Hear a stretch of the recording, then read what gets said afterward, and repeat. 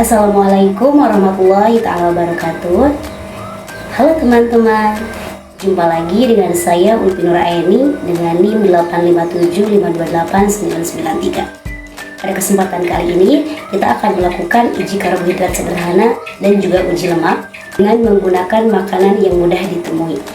Pada kesempatan kali ini yang pertama akan saya lakukan yaitu uji karbohidrat sederhana. Di sini saya akan menggunakan betadine sebagai pengganti lugol untuk mengetahui atau menguji apakah makanan tersebut mengandung amilum atau katih. Yang pertama kita akan melakukan uji karbohidrat. Adapun alat dan bahan yang kita butuhkan yaitu ada betadine, kemudian ada nasi, talas, putih telur, biskuit, tepung terigu, gula pasir, margarin, kentang, apel, pisang, dan tahu. Setiap bahan makanan akan kita tetesi dengan betadine sebanyak 2-3 tetes saja. Kemudian kita akan memperhatikan bahan makanan yang diuji apakah menunjukkan adanya perubahan warna, yaitu dari warna aslinya menjadi biru tua atau biru keunguan. Untuk melihat hasilnya kita tunggu selama 10 menit. Ini dia hasilnya. Yang pertama, nasi menunjukkan perubahan warna yaitu biru kehitaman, dan talas juga berubah warna biru kehitaman. Putih telur tidak berubah atau tetap.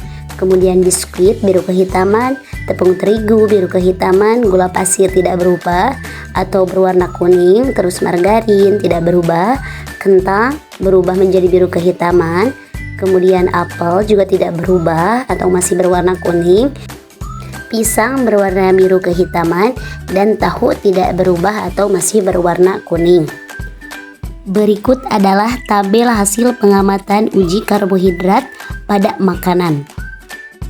Jadi dapat disimpulkan kandungan zat makanan atau karbohidrat dalam suatu bahan makanan dapat diidentifikasi melalui sebuah pengujian menggunakan larutan betadine.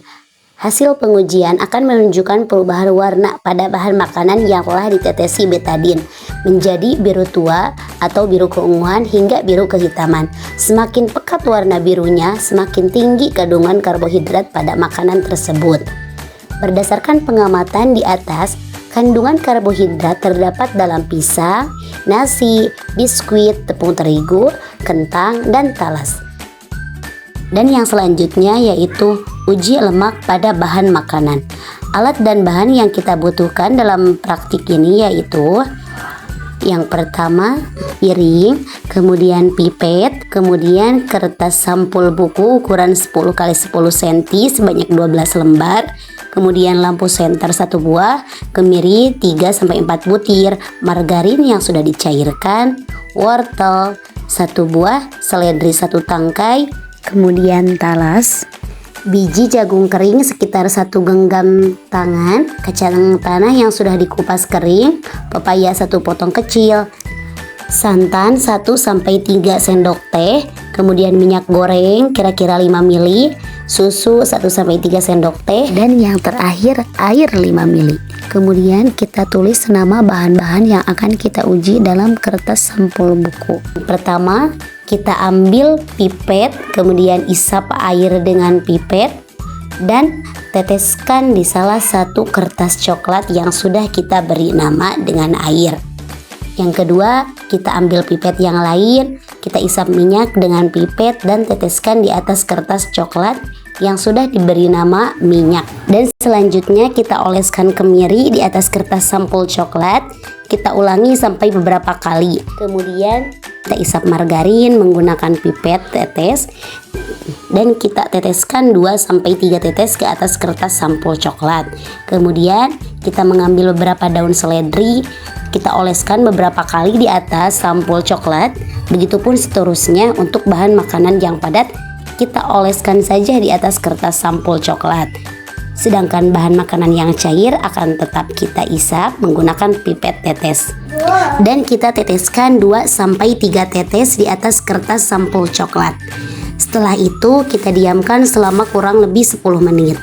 dan kita amati apakah kertas sampul coklat tersebut meninggalkan bekas atau tidak pada bahan makanan yang sudah kita uji. Jika sudah 10 menit, kita akan mengecek kondisi kertas tersebut menggunakan senter. Ternyata kacang tanah kering meninggalkan bekas noda minyak. Wortel juga tidak meninggalkan bekas minyak. Santan meninggalkan bekas minyak. Seledri tidak. Kemudian susu meninggalkan bekas minyak. Sedangkan pepaya tidak. Margarin juga meninggalkan bekas pada minyak. Jagung tidak meninggalkan bekas minyak. Dan kemiri meninggalkan bekas minyak. Dan talas juga tidak meninggalkan bekas minyak. Berikut adalah tabel hasil pengamatan uji lemak pada makanan. Dapat disimpulkan dari hasil praktikum kali ini adalah kandungan zat makanan, salah satunya lemak, pada sebuah bahan makanan dapat diidentifikasi keberadaannya menggunakan sebuah pengujian sederhana, yaitu dengan menggosokkan bahan makanan padat atau meneteskan bahan makanan cair ke permukaan kertas coklat sampul buku. Bahan makanan yang mengandung lemak akan meninggalkan bekas minyak pada sampul buku pada kertas. Sedangkan bahan makanan yang tidak mengandung lemak tidak akan meninggalkan bekas noda. Berdasarkan hasil pengujian di atas, kemiri, margarin, kacang tanah kering, santan, dan susu merupakan bahan makanan yang mengandung lemak. Sedangkan wortel, seledri, biji jagung, talas, pepaya, dan air tidak mengandung lemak. Sekian praktikum kali ini ya. Terima kasih.